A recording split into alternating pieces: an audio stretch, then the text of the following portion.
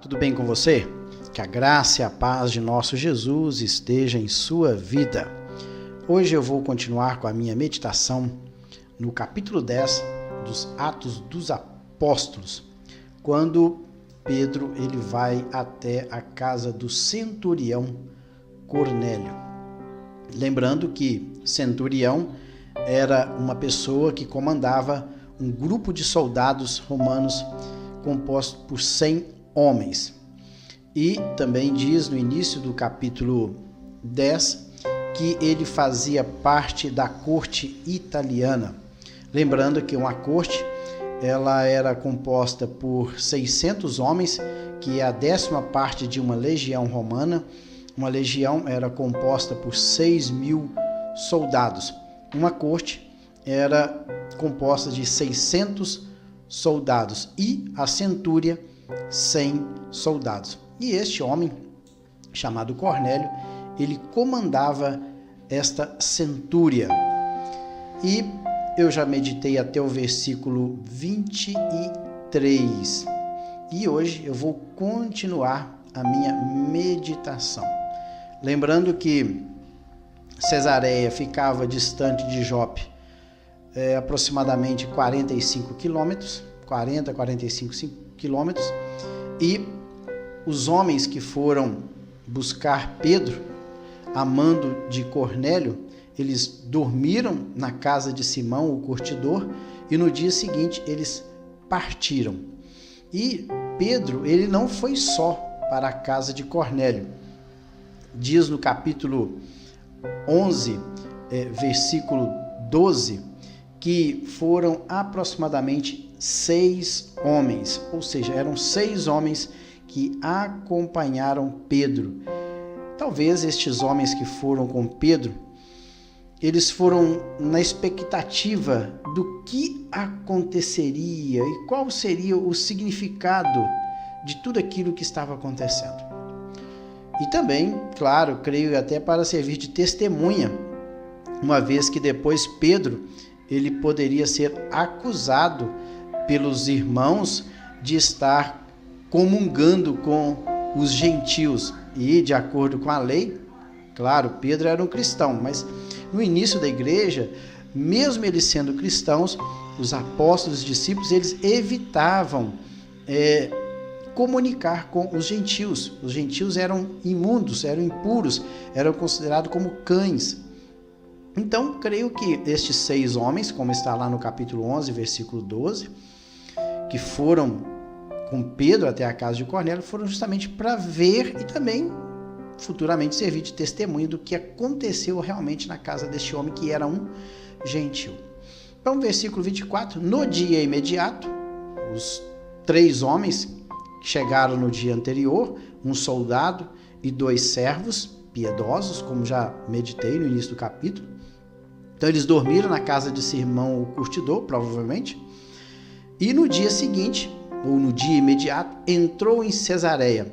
Cornélio estava esperando por eles, tendo reunido seus parentes e amigos íntimos. E chama a atenção aí, é que Cornélio, ele não deu essa notícia do que havia acontecido com ele somente para a sua família.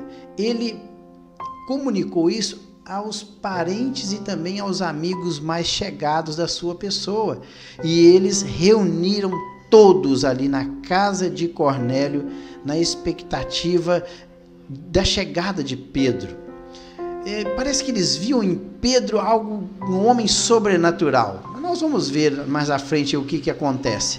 Eles viam talvez na pessoa de Pedro como um homem sobrenatural, mas o que tudo indica é que Pedro não aceitou essa sobrenaturalidade, vamos dizer assim. E no 25 diz: aconteceu que, indo Pedro a entrar, lhe saiu Cornélio ao encontro. Então, antes de Pedro entrar na casa de Cornélio, Cornélio sai ao encontro dele e, prostrando aos pés, o adorou. É isso aqui que me chama a atenção. Eu creio que Cornélio, ele não era 100% um prosélito judeu. Até porque os judeus, eles não prostravam diante de qualquer pessoa, eles só prostravam diante do Deus eterno, todo-poderoso.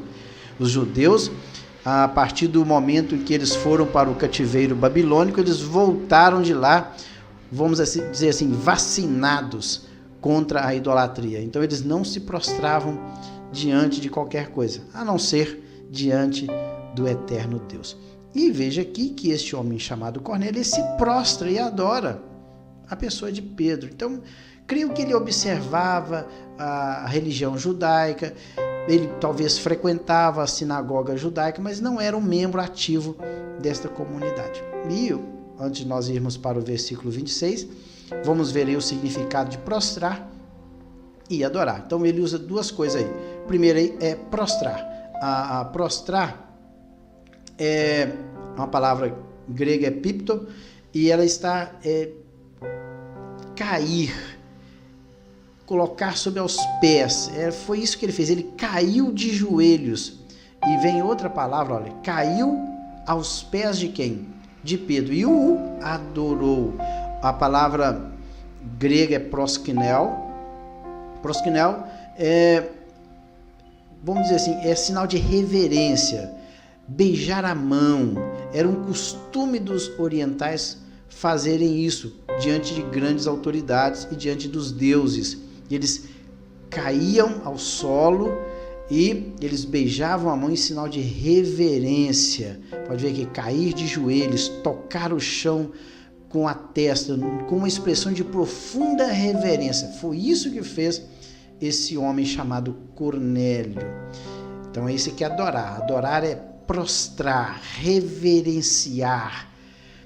E após esse ato, Pedro, o que diz? Mas Pedro o levantou dizendo, ergue-te, que eu também sou homem. Ou seja, nas palavras de Pedro, o que ele queria dizer? Olha, adora somente a Deus, porque eu sou homem igual a você. Só que a diferença entre a pessoa de Pedro e Cornélio é que Pedro já era um cristão conhecedor da Sagrada Escritura e era um seguidor de Jesus. E Cornélio estava prestes a fazer isso também. Tem outros casos também na palavra de Deus que alguém se prostra no intuito de adorar. Vocês podem ver que na referência aí, lá em Apocalipse, capítulo 19, versículo 10, agora nós vemos aí um homem, um apóstolo de Cristo, ele se prostra diante de um anjo. Aqui é um homem chamado Cornélio que se prostra diante de outro homem e quer render-lhe adoração. Cornélio querendo adorar a pessoa de Pedro, e Pedro não permite. No caso aqui de Apocalipse capítulo 19, versículo 10, João, o apóstolo, que também escreveu o evangelho que leva o seu nome, é que prostra diante do anjo.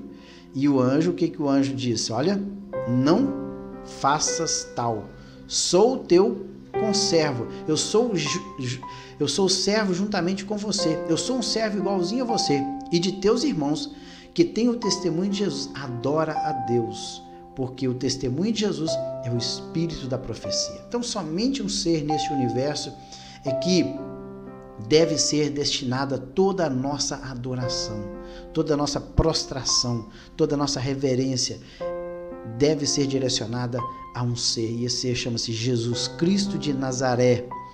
É Ele que nos salvou, somente diante dele que nós devemos adorar. Então nós podemos ver também que em vários relatos na palavra de Deus que as pessoas se prostram diante de Jesus, e Jesus ele nunca recusou a adoração. Por quê? Porque ele é Deus, e a ele somente nós devemos adorar. Então pode ver que o João ele se prostra diante.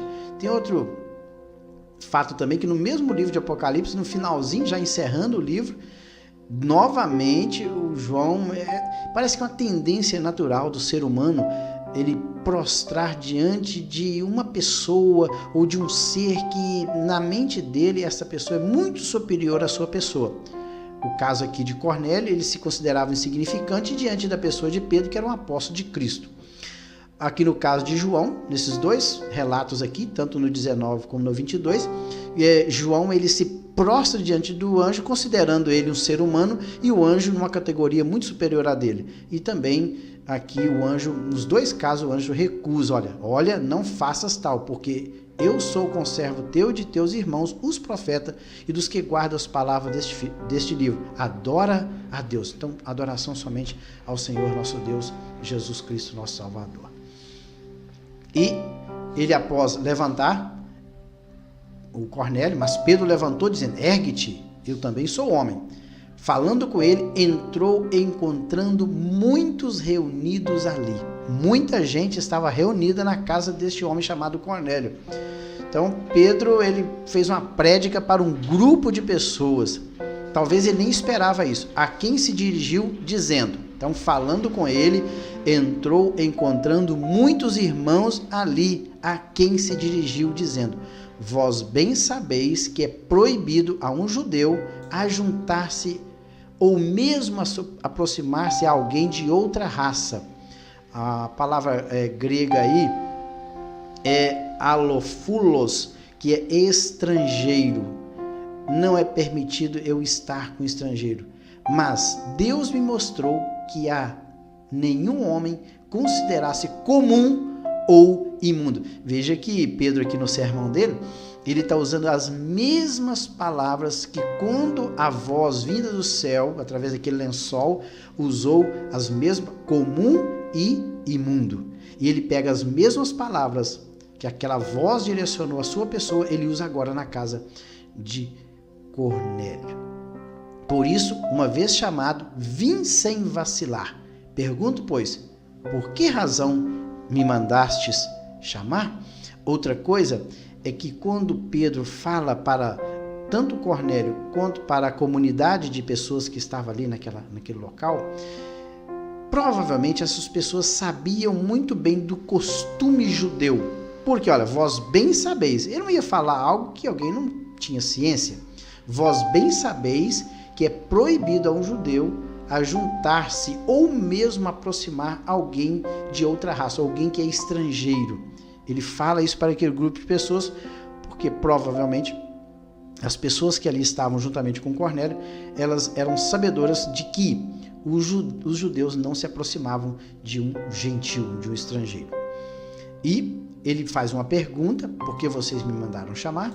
Respondeu-lhe Cornélio, faz hoje 4 dias que por volta desta hora estava eu observando em minha casa a hora 9 de oração, ou seja, 3 horas da tarde, e eis que apresentou diante de mim um varão de vestes resplandecente. Ele viu um anjo, ele teve a visão de um anjo. É interessante que o Senhor, ele só deu as coordenadas para Pedro atender ao chamado dos homens que o foram buscar.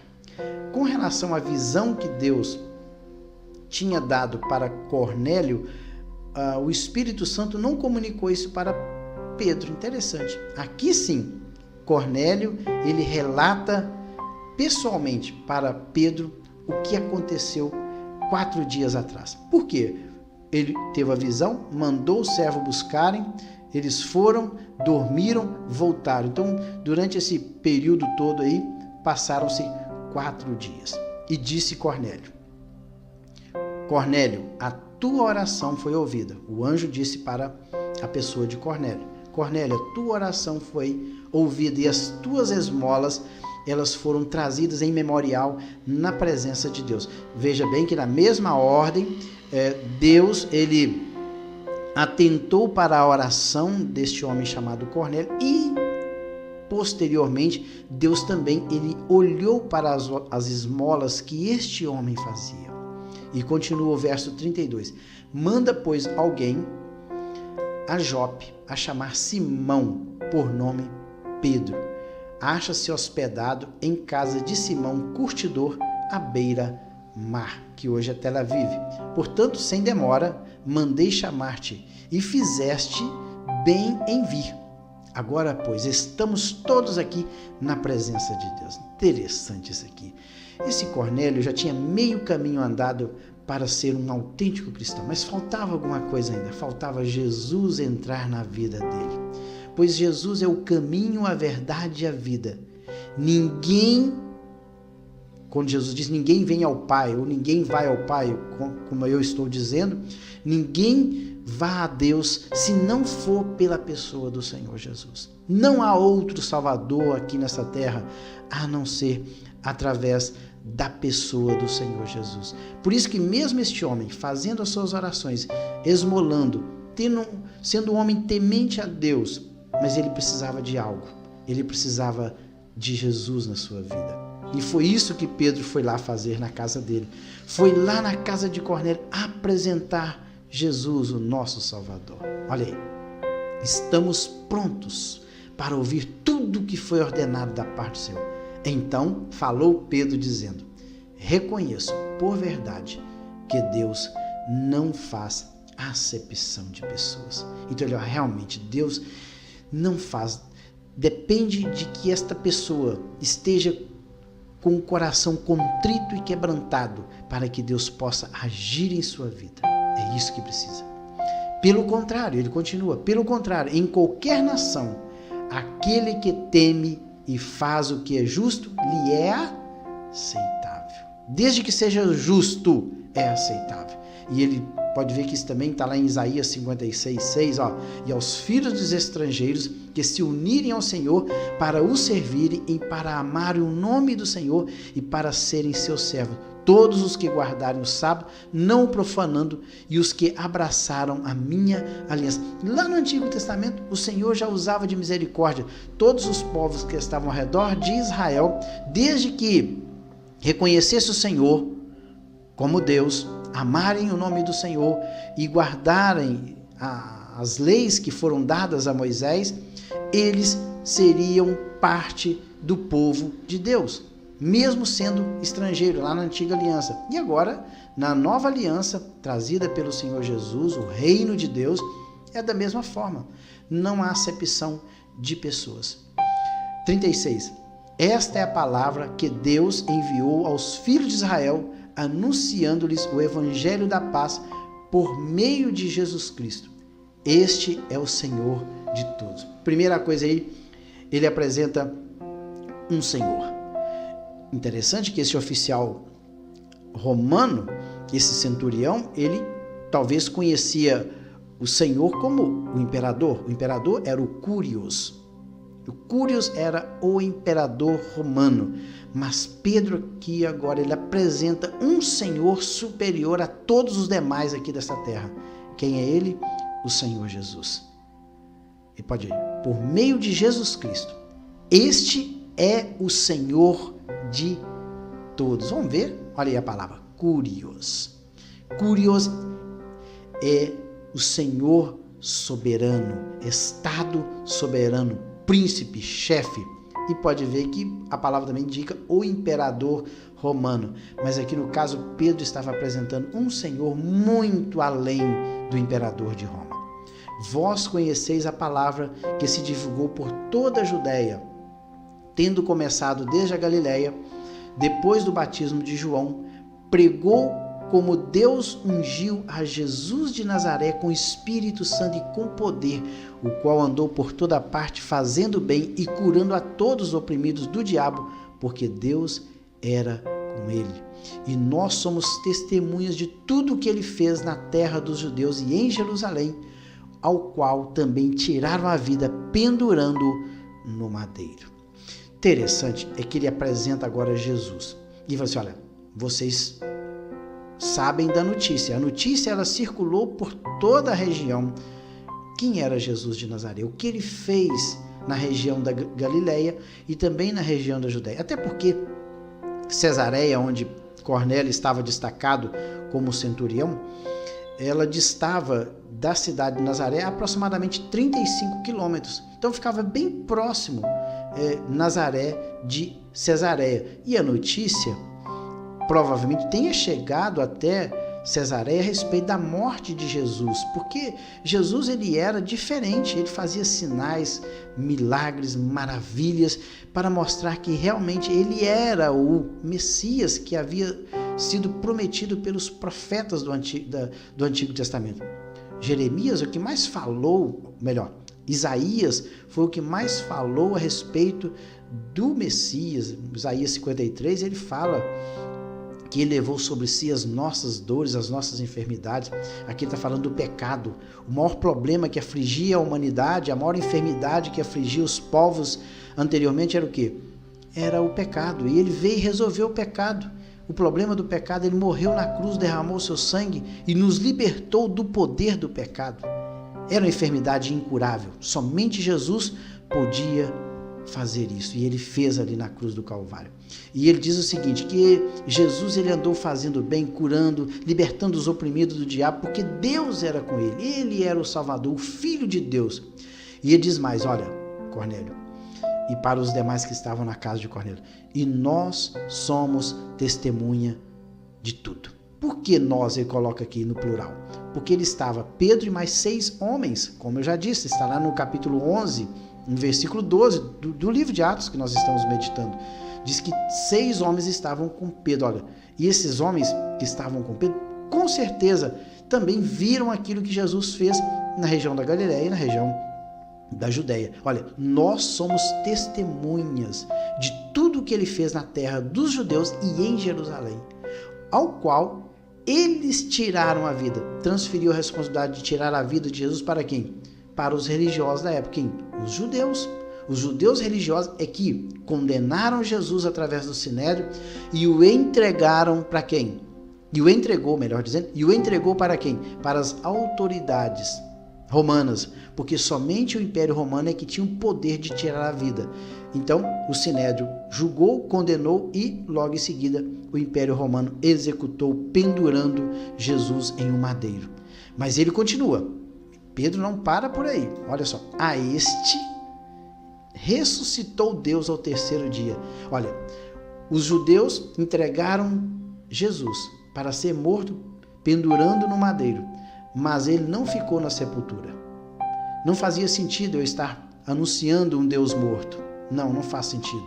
Olha, eu estou anunciando um Deus que ressuscitou. Eu estou anunciando Jesus, o Salvador, que ressuscitou ao 3º dia. Olha, a este ressuscitou Deus no 3º dia e concedeu que fosse manifesto, não a todo o povo, mas às testemunhas que foram anteriormente escolhidas por Deus, isto é, a nós, que comemos e bebemos com ele, depois que ressurgiu dentre os mortos, e nos mandou pregar ao povo e testificar que ele é quem foi constituído por Deus, juiz de vivos e de mortos. Interessante isso aí, muito lindo esse texto.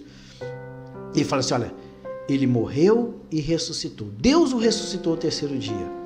E após ele ter sido ressuscitado, ele não apareceu a toda Jerusalém, a toda a Judéia, não.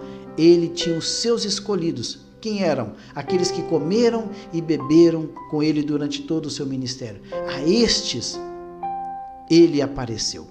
Interessante que Paulo, ele fala em uma das suas cartas em Coríntios, que ele apareceu a um grupo de pessoas de aproximadamente 500 pessoas. Jesus, durante os 40 dias que ele ficou aqui entre a Páscoa e 10 dias que antecedia o Pentecostes, Jesus ele apareceu para aproximadamente 500 pessoas nesse espaço de tempo aí que foram 40 dias. Continuando, e diz ainda que ele, após ressurgir dos mortos, ele mandou pregar o Evangelho e testificar, ser testemunha que ele é que foi constituído por Deus, juiz de vivo e de mortos. Porque Jesus, na verdade, ele não veio condenar o mundo, porque o mundo já está condenado. O mundo está debaixo da ira e da condenação de Deus.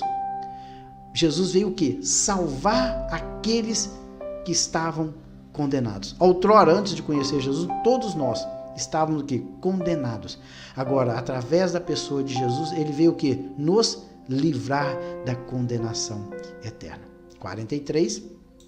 Dele, todos os profetas dão testemunho de que por meio de seu nome, todo aquele que nele crê, recebe o quê? Remissão de pecados. O que é remir? Resgatar. Ele é libertado dos pecados.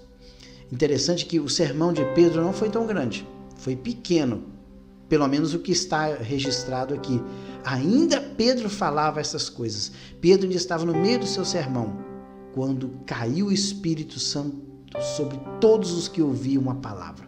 O Espírito Santo veio e caiu sobre todas aquelas pessoas que estavam ali na casa de Cornélio. E os fiéis que eram da circuncisão, quem que eram esses aqui? Os judeus que vieram com Pedro, esses 6 homens que vieram lá de Jope, acompanhando Pedro até a casa de Cornélio.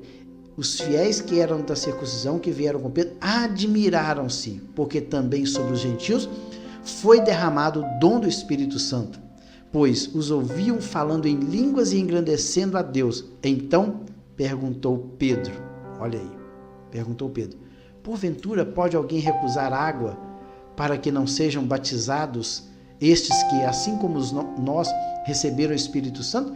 Da mesma forma como o Espírito Santo, ele desceu no dia de Pentecostes sobre um grupo de judeus, aproximadamente 120 pessoas, ali no cenáculo, assim como o Espírito Santo foi derramado no dia de Pentecostes para um grupo seleto escolhido de judeus que estavam ali aguardando a promessa, da mesma forma aqui, na casa de Cornélio, o Espírito Santo caiu sobre eles e eles falaram em língua, engrandecendo a Deus.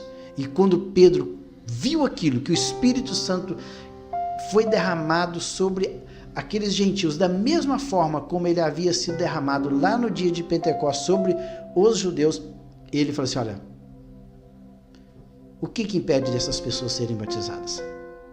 Não podemos recusar água, porque eles também receberam o Espírito Santo. E ordenou que fossem batizados em nome de Jesus. Então lhe pediram que permanecesse com eles por alguns dias. Interessante que o próprio Pedro não batizou, mas ele ordenou que aqueles que estavam com Pedro batizassem essas pessoas que estavam aqui na casa de Cornélio. Talvez justamente para não gerar uma espécie de idolatria, apego, partidarismo. Eu fui batizado pelo apóstolo Pedro. Isso geraria um certo orgulho. Então Pedro pediu que alguém batizasse essas pessoas. Tá vendo? Prevendo isso, ele agiu desta forma. Pode ver também que o próprio Paulo, ele fala, olha, eu não batizei ninguém, a não ser alguns irmãos da casa de Estéfanas, mas além desses eu não lembro mais de quem eu batizei. Então, Paulo evitava justamente batizar para que ninguém se tornasse orgulhosa devido ao fato de ter sido batizado por um apóstolo, por alguém igual Pedro que andou juntamente com Jesus. Então, o que nós vemos neste texto, aí, encerrando a minha meditação, é que Deus, ele não faz acepção de pessoas, não importa. Importa é o seguinte, é que essa pessoa reconheça que Jesus é o seu Salvador, reconheça que Ele morreu na cruz para nos salvar, foi Ele que remiu os nossos pecados, derramando o seu sangue, como está escrito na sua palavra. Ao reconhecer isso, todos os homens, independente de qual raça, cor, não importa, classe social, todos podem ser salvos por Jesus Cristo, o nosso Salvador. Que Deus em Cristo abençoe. No próximo vídeo eu estarei entrando no capítulo 11 do livro do Atos. Até lá!